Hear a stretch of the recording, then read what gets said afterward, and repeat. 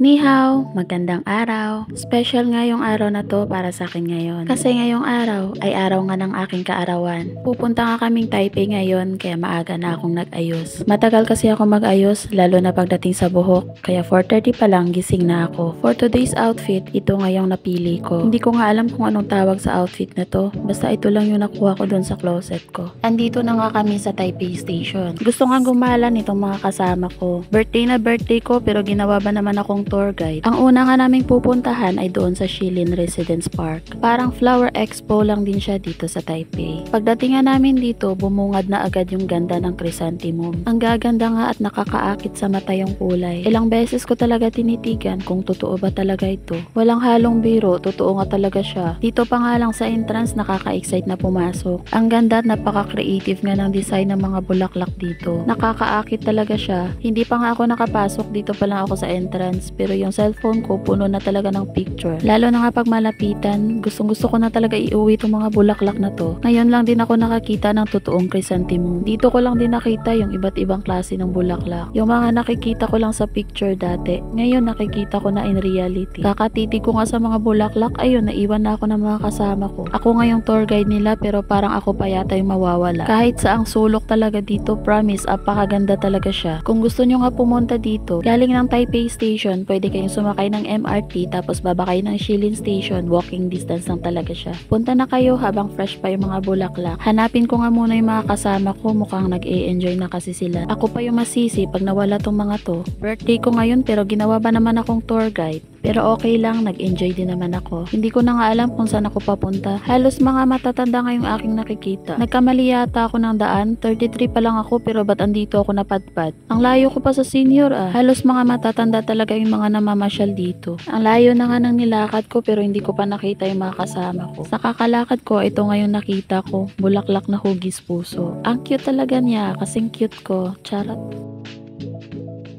Kahit saan ka tumingin, lahat ang gaganda talaga. Sa sobrang tuwa ko, napapagalitan na nga ako. Titigan mo lang pero bawal pala hawakan. Pero hindi ko talaga matiis na hahawakan ko talaga siya. E paano? Ang gaganda naman kasi, sobra. Hindi man ako nabigyan ng bulaklak ngayong birthday ko. Sobrang bulaklak na nga tong napuntahan ko. Hindi ko nga lang maiuwi. Pero okay lang, puno na rin naman yung gallery ko sa dami ng video. Isa sa pinakamagandang memories na yun. Pero by the way, hindi ko pa rin nahanap yung mga kasama ko. Papunta na nga ako doon sa Rose Garden na naman. Kahit saan talaga ako dumaan, matatanda yung mga nakakasalubong ko. Makikita nga rin dito yung iba't ibang kulay ng rosas. Tapos overlooking din yung ganda ng bundok dito. Apakagandang view talaga. Hindi ko na nga na isa-isa puntahan yung mga rosas. Dahil dito pa lang sa bungad, punong-puno na yung excitement ko. Dito ko lang din nakita yung iba't ibang kulay ng rose. Ang bango nga rin dito banda, ang bango talaga ng bulaklak na to. Pero init na rin ako sa suot ko. Paano? Ang buong akala namin winter na, pero tirik na tirik pa pala yung summer dito.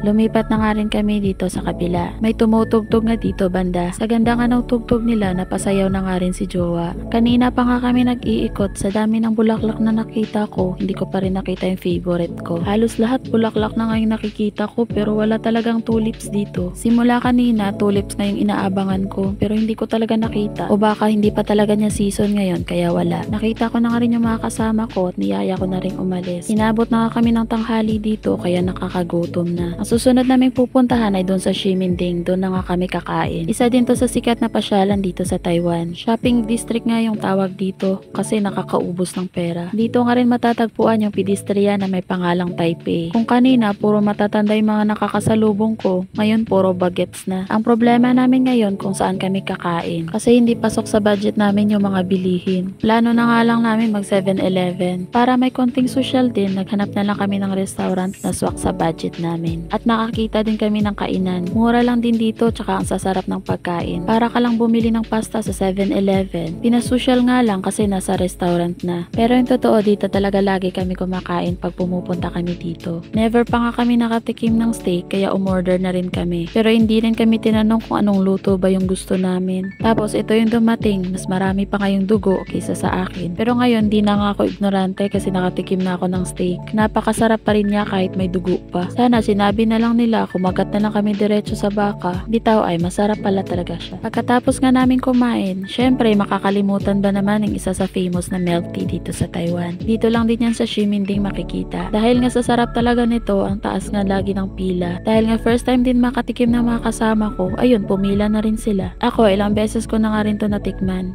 Kada punta ko nga dito, itong unang-una ko talagang binibili. Isa sa pinaka-famous na bubble tea nga dito sa Taiwan. Ang sarap talaga niya kahit ilang beses mo talaga siya ulit-ulitin. Pero may pagkamahal lang, nasa 120 yung isang cup nito. Kaya isa na lang yung binili namin, hati na lang kami ni Jowa. Pagkatapos nga namin kumain, biyahe na naman ulit papunta sa susunod naming destinasyon. Papunta na nga kaming Chiang Kai-shek. Abangan nyo na lang sa part 2 nitong video ko. Bye!